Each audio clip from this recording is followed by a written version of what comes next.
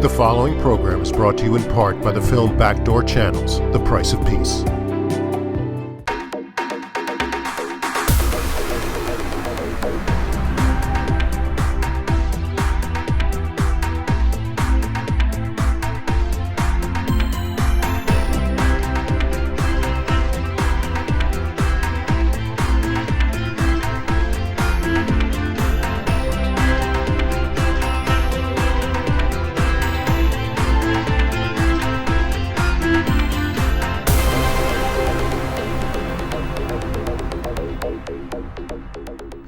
Welcome to another Leon Charney Report. We have a really eclectic and exciting show tonight.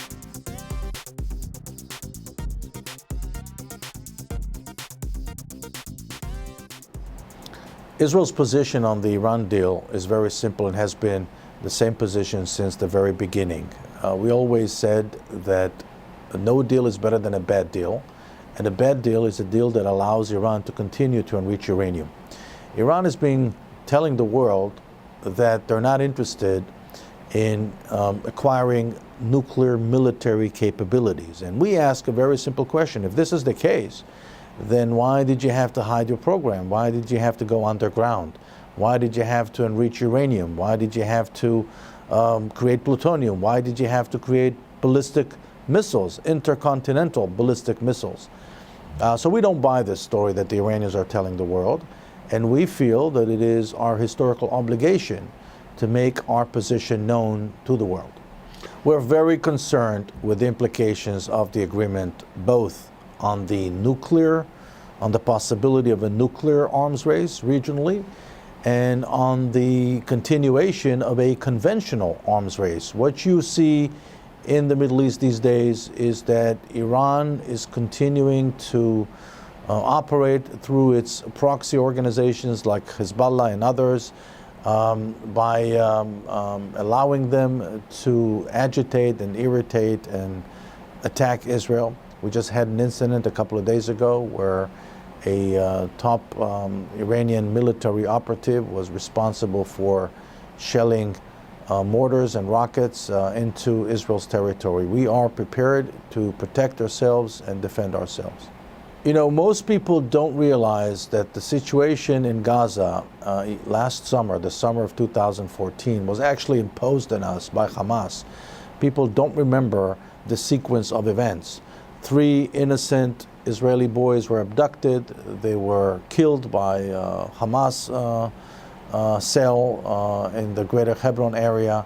And of course, all the mortar shellings and the attacks. I think that no other country in the world would have dealt differently with the situation than we did. Hamas is habitually attacking Israeli targets. We went into Gaza, we did what we had to do, unfortunately. We were not happy to attack targets in Gaza. And I think that in many ways you could safely say that Israel was able to restore the deterrence between Israel and Gaza and the Gaza Strip. I think that what we're seeing now in the Middle East, the disintegration of the nation-state system, the fact that 6 or 7 Arab countries, members of the Arab League, could be labeled or described these days as failed states, dysfunctional states, countries that cannot provide basic services to their own citizens.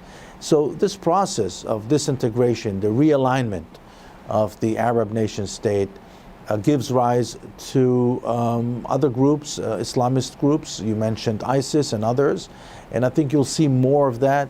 The lines and the boundaries are being blurred between ISIS and Jabhat al-Nusra and Hamas, and at the end of the day, they all come from the same school of thought.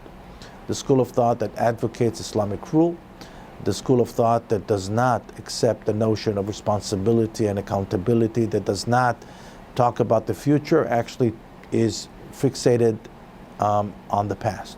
And this is what you see, and I think unfortunately we'll see more of that coming. You mentioned ISIS operating in Gaza, you'll see ISIS in southern Lebanon, you'll see similar things, similar incidents throughout the region. What it means for Israel, we have to work harder in order to protect ourselves. to monitor the situation closely?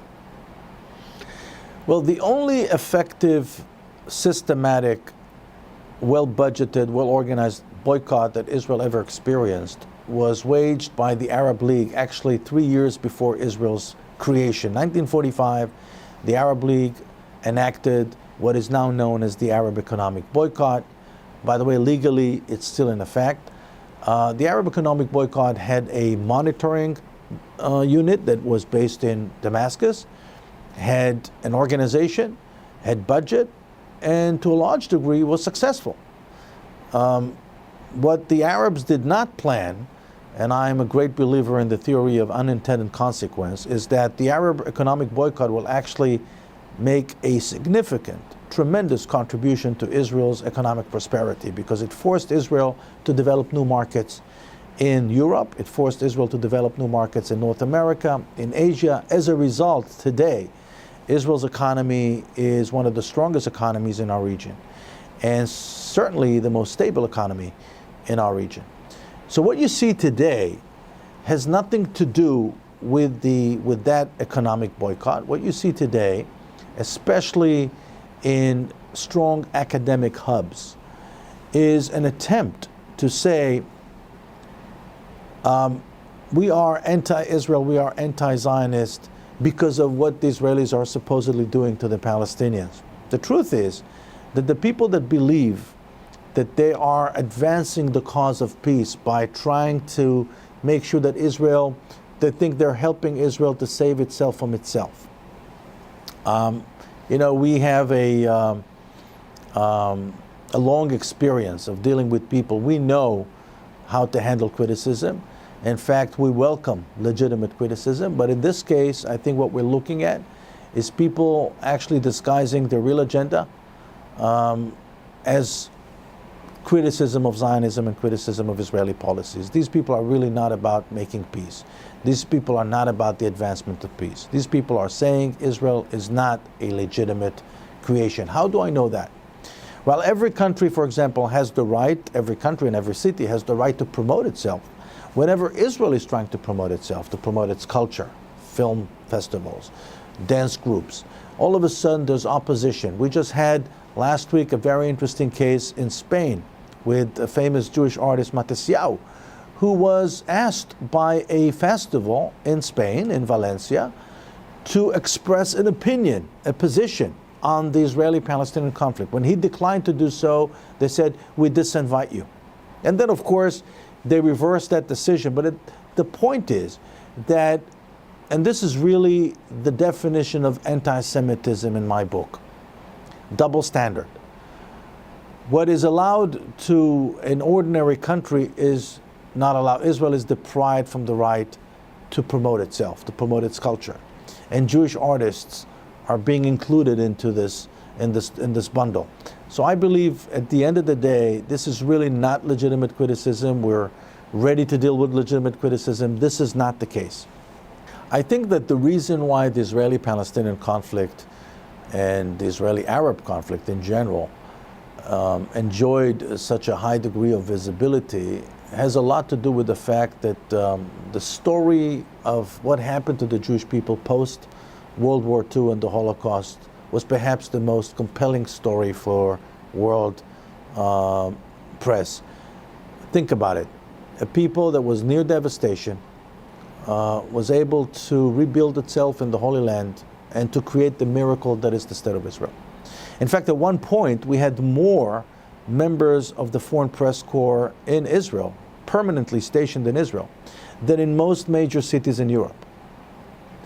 And I think it was a sign of the fact that the story of the resurrection of the Jewish people in their ancient homeland was the most compelling story during the first half of the 20th century, the second half of the 20th century.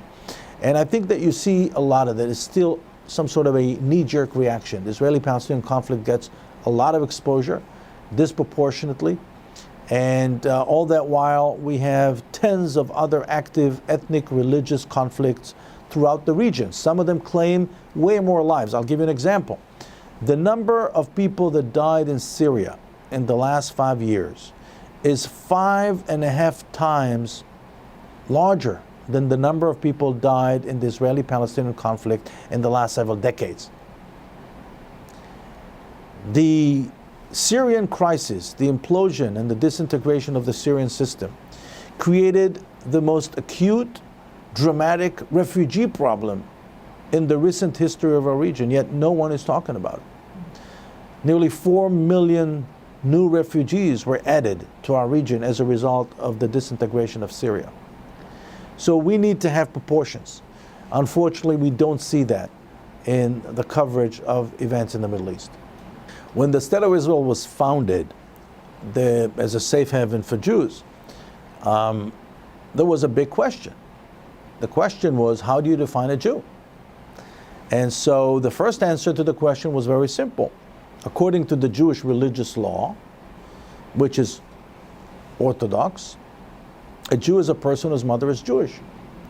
But then it was brought to the attention of Prime Minister David Ben-Gurion at the time, in the early 50s, that in Nuremberg, the Nazis defined Jews differently. They went actually 2 generations back.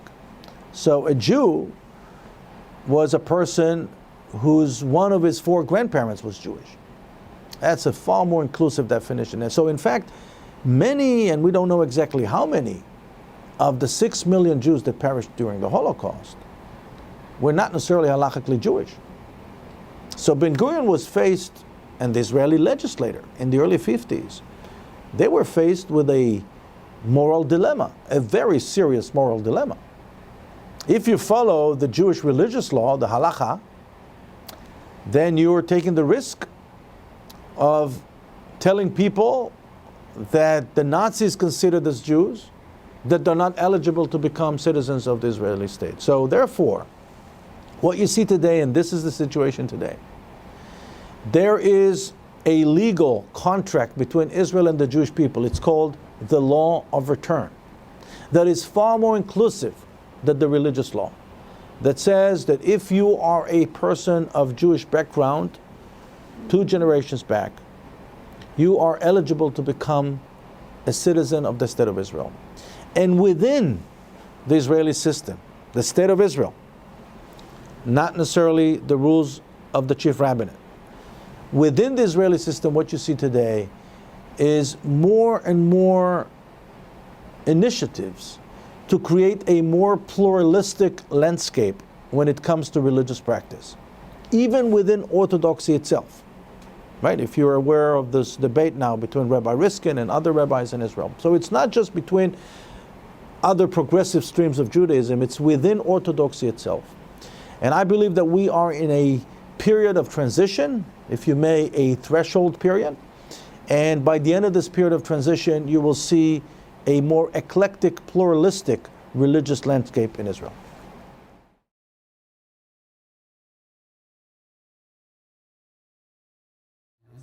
Okay, I am both ordained rabbi and I have a doctorate in history from the Hebrew University.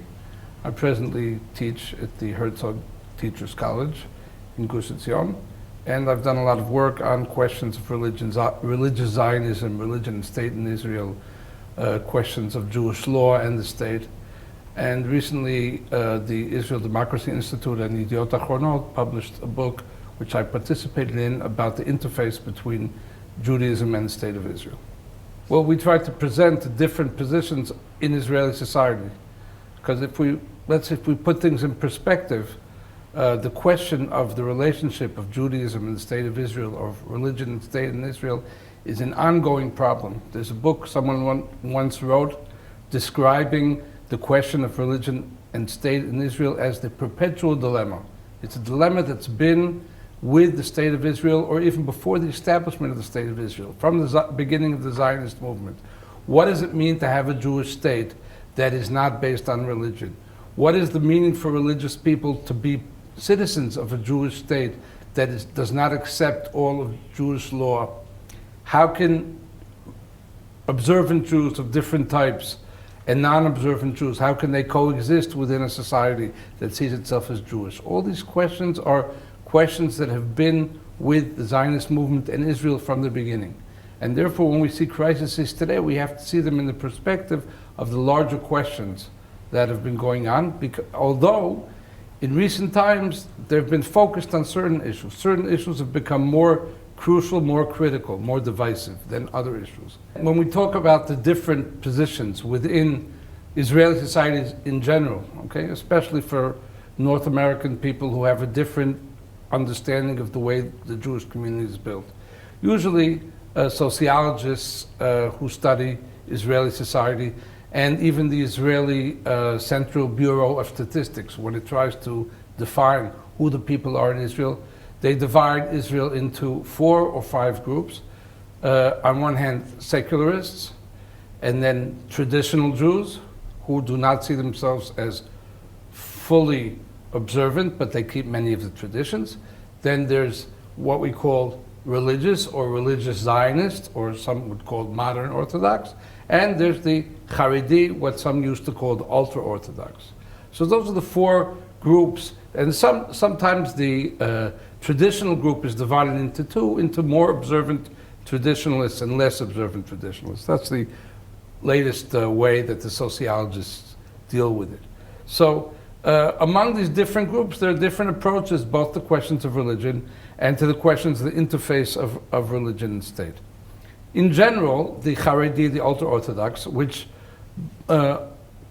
comprise more or less 10% of the adult population, although because of their natural growth, they will eventually become a much larger part of the population.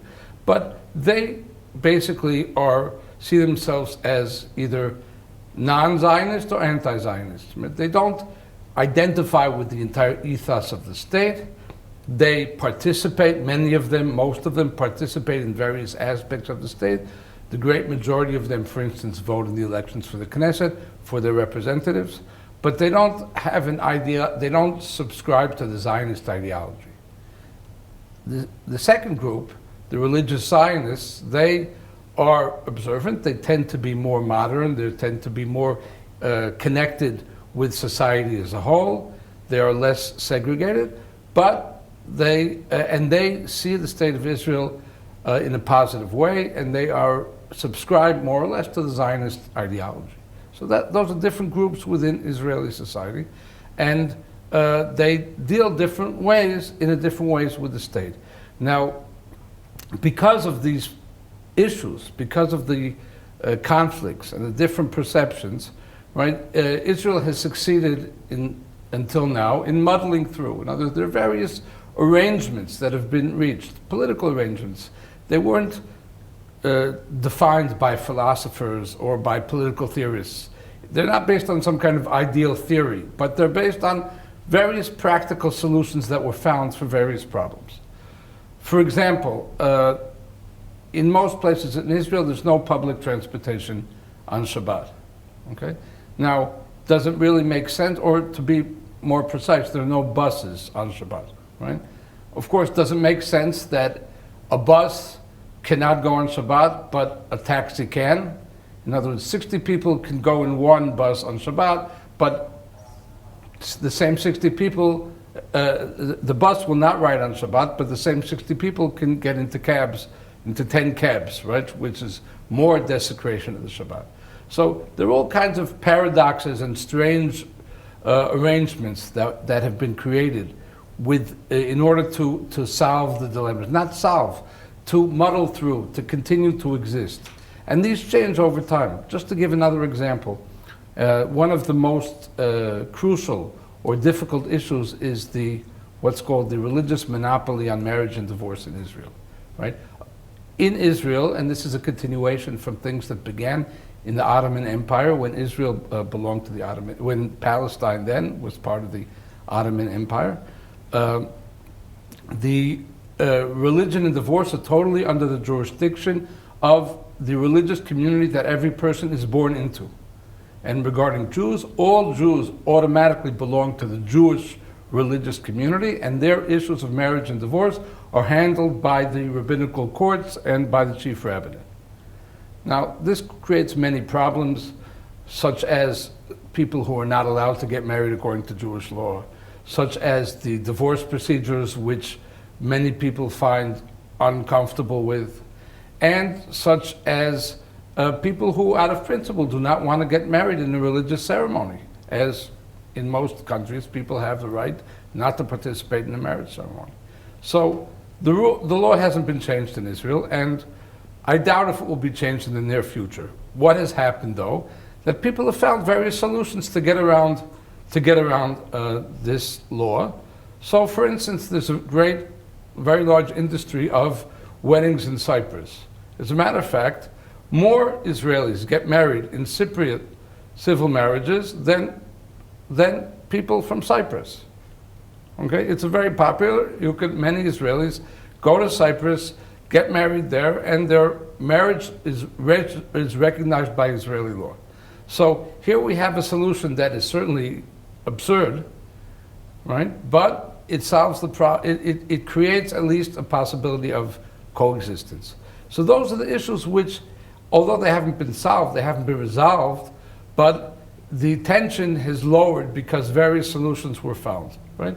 Just even regarding behavior on Shabbat, over the years, especially since there are also economic interests involved, right? Many malls, especially outside of the city centers, have been opened, and people who wish to experience their Shabbat by going shopping, they can do it, but it's kind of not visible for the people who live in the centers of the city. So again, this was kind of a practical, pragmatic solution that it wasn't really worked out. No one really agreed to it, but that is what has happened, and it kind of lowers the tension. However, there are certain issues that are especially tense in religious and non-religious relationships. And one is when the question of religion became combined with the political question in Israel of the future of the territories. Okay, one of the problems regarding the religion issue in Israel has to do with the question of conversion. Why is this a problem?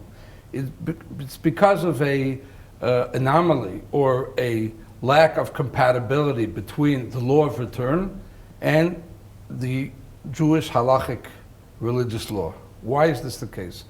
The law of return, which gives every Jew the right to enter Israel and to become an Israeli citizen automatically, was extended in 1969 to include not only Jews who were defined as people who have a Jewish mother or who were converted, but also to include the descendants or spouses of people whose parent or grandparent were Jewish.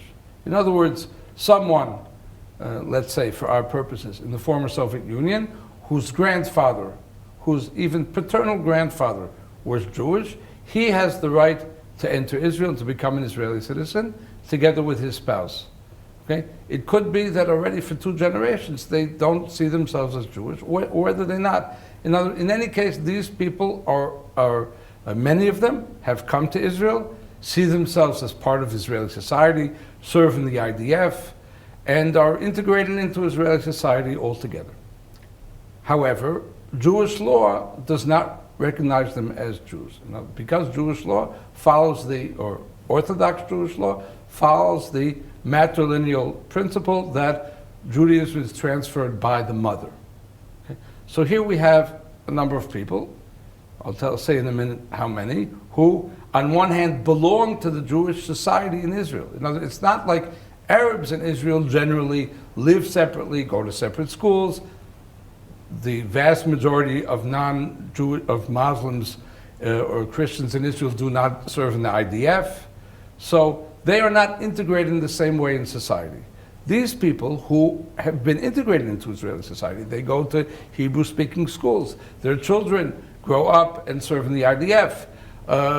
They are totally part of Israeli society. However, they are not recognized by the Israeli rabbinate as Jews. So this creates a big dilemma. In other words, creates a dilemma, mostly for the rabbinate, or for people who think that, who do not recognize them as Jews and who look down or frown on marriages between people who are halachically Jews and such people who are, again, Israelis, part of the Jewish society in Israel, but are not formally recognized as Jews. Again, many of these people see themselves, they keep some of the Jewish customs, They identify certainly with the state of Israel and Jewish history, but again, the rabbinate and Jewish law does not see them as Jews, and Israeli law does not see them as Jews. And that's why when we have statistics about the state of Israel, interestingly enough, the Central Bureau of Statistics lists Jews, Muslims, Christians, and others, right? And the others are these people who are sociologically Jews. Some people say that they've gone through a sociological conversion, right? But they are not formally Jews. They're not registered as Jews. They sometimes also don't claim to be Jews. In any case, this discrepancy, that creates the problem that these rabbis wanted to address, because they think that it's possible to have a more liberal conversion policy.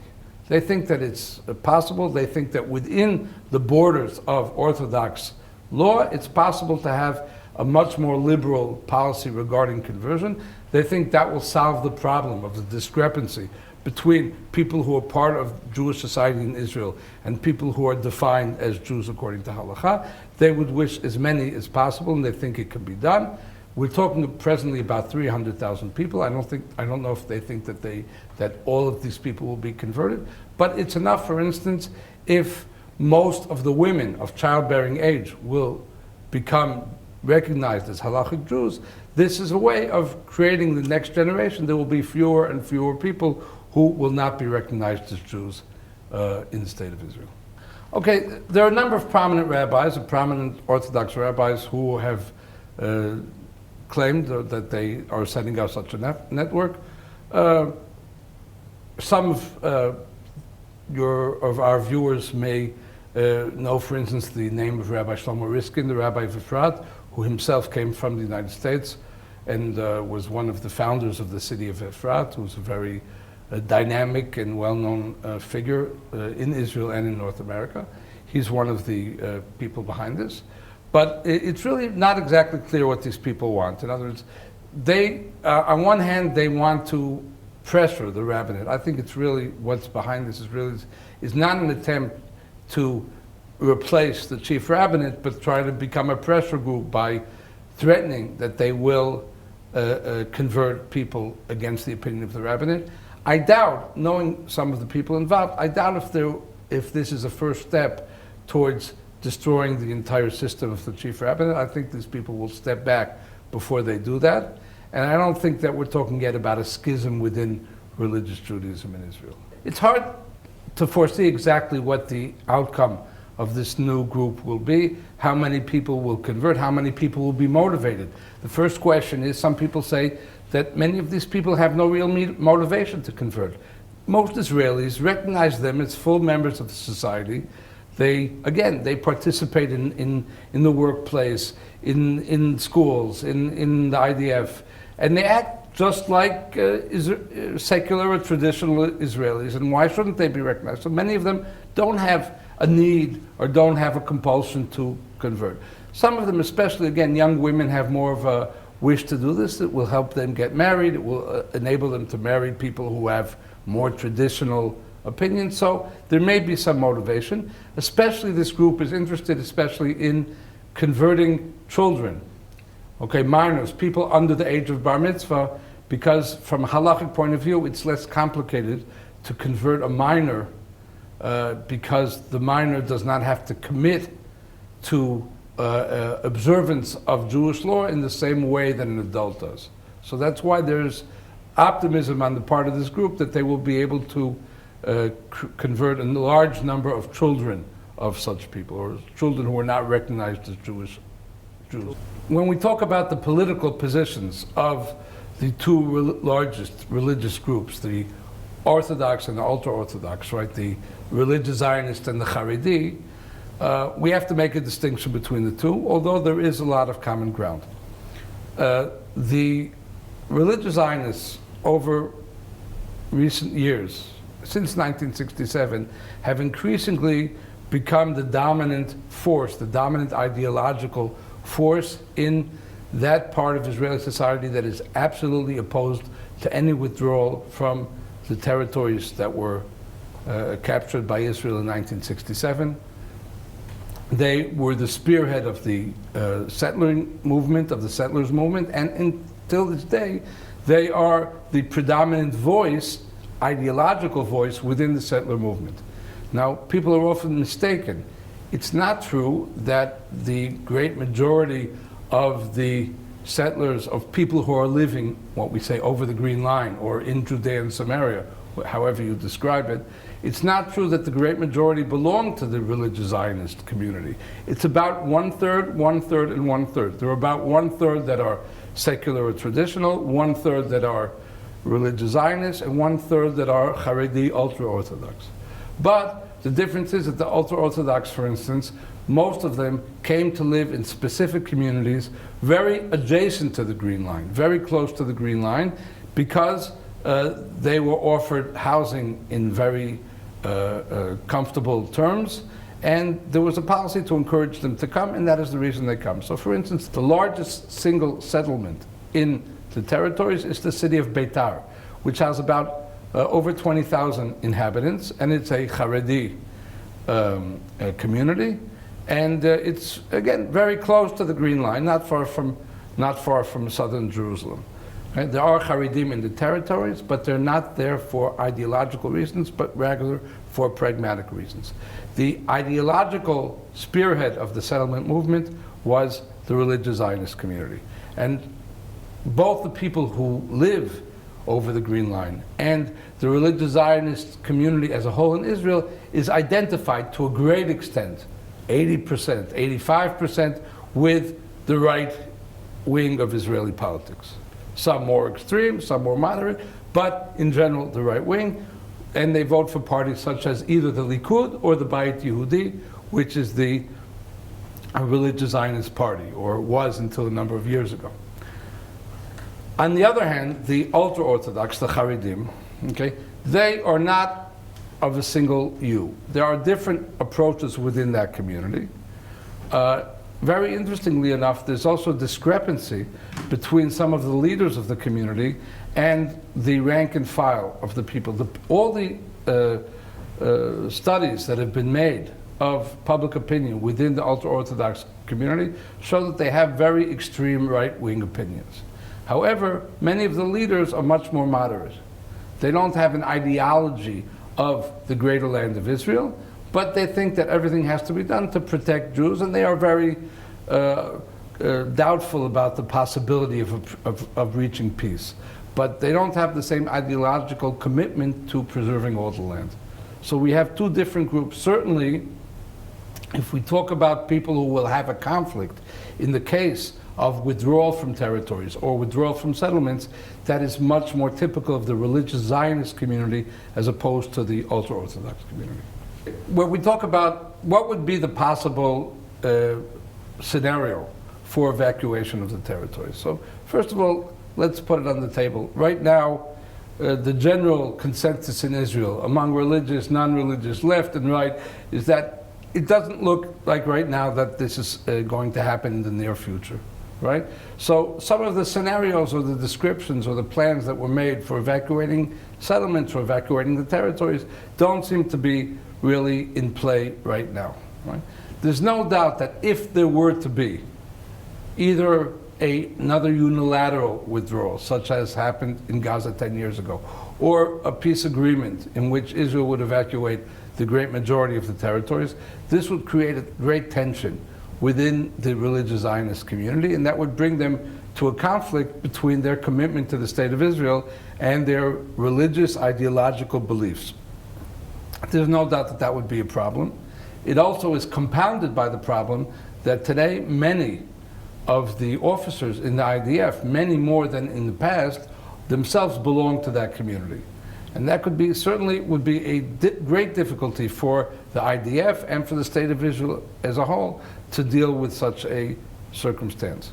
The only thing I want to say about that is I think if it would happen, and again, it's very hard for us to imagine now what would be the conditions that would lead to it. You know, certainly we could imagine catastrophic situations, catastrophic scenarios that would make everything look different, right?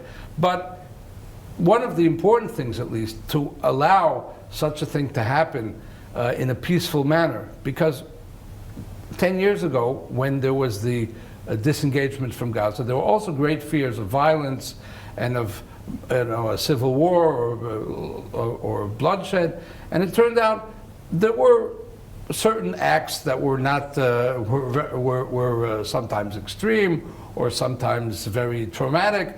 But thank God, no one was killed, no one was injured. It really went peacefully. In general, the community, the religious Zionist community, and the settlers in particular, accepted the democratic decision, accepted the decision of the state. I would say if it has to be done again, it's very important to make absolutely clear as much as possible that this is done in a legitimately democratic way. It has to be done in a legitimately democratic way. And what am I talking about? For example, there was a demand 10 years ago, before the disengagement, to require a referendum on the question of withdrawal. Okay? Now, I personally don't believe in referenda. I think it's not a good solution in a democratic society, because questions are so complicated. It's not up or down, it's not yes or no. There are all kinds of conditions. And what does the government do if the people vote no to their policy? What are they supposed to do? So I think that a government that comes to the conclusion that there has to be such a thing done has to call elections, and if there will be free elections in which every Israeli will have the opportunity to voice their opinion, I think the great majority of religious Jews in Israel will accept the democratic policy, the policy that will become as a result of democratic elections. There are problems with that, and there are people who will disagree in any case, but if it is to be done, that would be my recommendation, that it be absolutely clear that this is a decision of the people of Israel. Okay, within the religious Zionist community, which we said as a whole belongs to the right wing, supports again the right wing parties, the Likud, the Jewish Home, there are more radical elements. And there are different radical elements. Many of them are connected to certain rabbis who have more radical opinions. Some of them, for instance, feel that they are less connected to the state, and they are in opposition sometimes to various elements of the state. In other words, their Zionist commitment, they say, well, in general, the state of Israel is a good thing, but since the government is acting against what we see as the best interests of the Jewish people, so we are no longer committed to the state in the same way. Okay, that's one position. There are positions that are even more radical, that really see kind of the state of Israel as a kind of transition, and that really ultimately we have to plan for an alternative to the state of Israel, although they usually don't know what they mean. Right? So there are various radical positions within religious Zionism. And again, in most cases, they don't really have practical implications. Now, among some groups that are more anarchistic, and sometimes they don't really listen to any specific rabbi, but they have these ideas that are floating around. They sometimes are also people who grew up in settlements, or they have, like, sometimes we call them the children of the hills, the hilltops, because many of them live in unauthorized settlements on various hilltops in Judea and Samaria. They kind of live away from society. It's also kind of a youthful anarchistic rebellion, right? And sometimes they pick up some of these ideas, these radical ideas, and together with the kind of freedom of youth, and sometimes it goes together with all kinds of self-expression in various unconventional ways. It can also go together with violence. And we are familiar with cases of violence, sometimes against the IDF, when the IDF is trying to perform various activities against the settlers in law enforcement, or sometimes against Arabs, right? Many of these people see the conflict between Jews and Arabs as an unending war between the entire Jewish people and all non-Jews, or at least all Arabs, right? And they allow themselves to do various acts of violence to property, or even to the life of Arabs. So these are very radical groups. These are very extreme groups. We don't know exactly how many, or I don't know. I'm sure, I hope that the people whose job it is are trying to apprehend and to keep track of these people. But of course, in such a delicate situation, such a where any match can set off a great fire and a great crisis, so we have to be very careful. In other words, these acts, even if they're of a few hotheads, right, in the kind of cycle of violence that exists in our part of the world, there's no doubt that any actions, again, whether it's against property, against places of worship, they could set off a chain of reprisals that we don't know where it could lead. So it's a very big danger, and also because there are people, again, who don't promote violence, but they promote a kind of negative attitude towards the State of Israel, towards the IDF, towards the figures of the State of Israel. So these are all things that are of concern. Now again, right now, this hasn't been tested that much because in general we're in a quiet period, right? But were there to be a renewal of the Intifada, were there to be a peace process that would endanger the settlers, I think that the tension would grow and there'd be much more of this kind of activity. So when we talk about the radical groups within religious Zionism, and again, sometimes as a code name, they're called the youth of the hilltops, because some of them live in these unauthorized settlements in the hilltops, and they kind of live with nature, and they want to be away from society. They don't want to accept their bourgeois values, and they blame the settlers, that the settlers themselves have become too settled. They've become too bourgeoisie, and they want to be revolutionaries. They want to continue the revolution. So when we talk about these groups, so it's hard to say exactly where they would lead. There are all kinds of, again, we don't follow them one by one, or I don't at least follow them one by one. There could be various things. We saw recently the apprehension of a group that burned a church near Tiberias. And of course that is tragic for Israel's relationships with the Christian world in general. Israel prides itself that that the Christian community in Israel is one of the more better off in the Middle East compared with how they are in Muslim countries. So here in the Jewish state, Jews come and burn down the church. So that's one kind of possible danger, the danger to other religion, and there have been cases of mosques being burned. Now, it could be that there again will be a focus on the Temple Mount. Okay, we know that there are many groups that are interested in the question of the Temple Mount. Some believe in ensuring the Jewish right to pray in the Temple Mount. Now, it's not to do anything radical, but just to make sure that Jews have equal rights. It's a holy place for the Jews. So Jews should be allowed to pray in the Temple Mount also. Some Jews make it a point to visit the Temple Mount, to make sure to show the Jewish connection to the Temple Mount.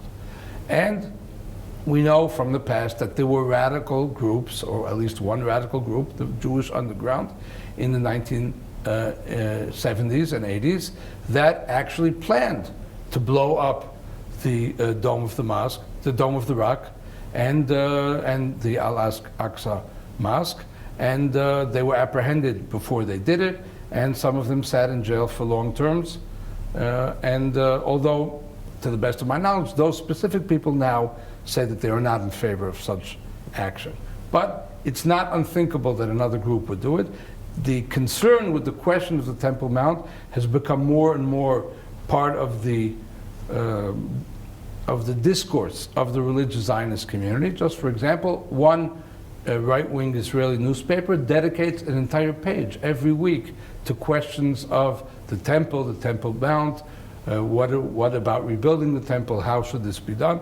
So this is an issue that could create tension, although again, people who have practical ideas about it, it's hard to tell. It's hard to tell exactly if there will be any specific violence. But obviously, that is a point of tension, that any event could create violence and unthinkable results. Okay, cases of murder by religious Jews is of course are not common, but of course it raises questions. And we had the example of Yigal Amir, and we had examples of people in the Jewish underground. So this is not unusual, okay? It's rare, but it's not unheard of. What could be the conditions that could bring people to create murder? So again, I want to distinguish between the case of the murder, the terrible murder at the gay parade, the LGBT gay parade that was held in Jerusalem, in which this person named Yishai Slissel came and stabbed a number of people, and one young girl was killed tragically. That's a terrible case, but it turns out that only in all the years that the gay parade has existed in Jerusalem, there were only 2 acts of violence, and they were both perpetrated by the same person, Yishai Slissel, who sat in jail for 10 years for stabbing at a previous parade. And here, as soon as he got out, he took the opportunity to stab people at the next parade. So what I mean to say is not that this action should be treated lightly, but at least practically we are only talking about one example. He did not get significant support from his community. It was denounced by the leaders of the Haredi community, and I wouldn't be that concerned about this specific type of violence. Of course, the whole relationship of religious Jews in general towards homosexuals and lesbians is a difficult problem. Religious Jews are confronting it in different ways, and that's a problem. But as far as violence is concerned, I think that is a very, very marginal example, marginal case. I'm much more concerned about the combination of the Jewish-Palestinian conflict, together with the question of the territories, together with religious ideology. That is a very explosive kind of combination. Here you have both the possibility of dehumanization of non-Jews in general, or Arabs specifically. You have the existence of a conflict in which we all know that Arab terrorism has also done dastardly acts of murder, and there's also always a cycle of reprisals and vengeance. And when combined with religious zealotry, that can become very dangerous. So here, in the context of the Jewish-Arab conflict, I think there is a danger. So far, we've had isolated cases. Things could get much worse, and we have to make efforts both at the educational level, the cultural level, and of course in the security level to try to stop such attempts. First of all, again, we have to absolutely delegitimize this kind of thing.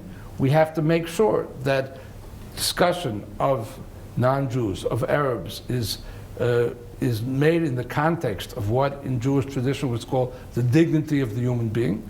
Kavod HaBriot is a very special value within Judaism and includes all human beings. So that has to be part of the educational system. Okay? And people have to be aware that despite the fact that there is a conflict, that there are limits, right? That it's not to make generalizations, not to see every non-Jew, not every Arab as an enemy, but to find a way, precisely those people who are opposed to territorial compromise, they should be the first ones who should promote some way of coexistence. Right?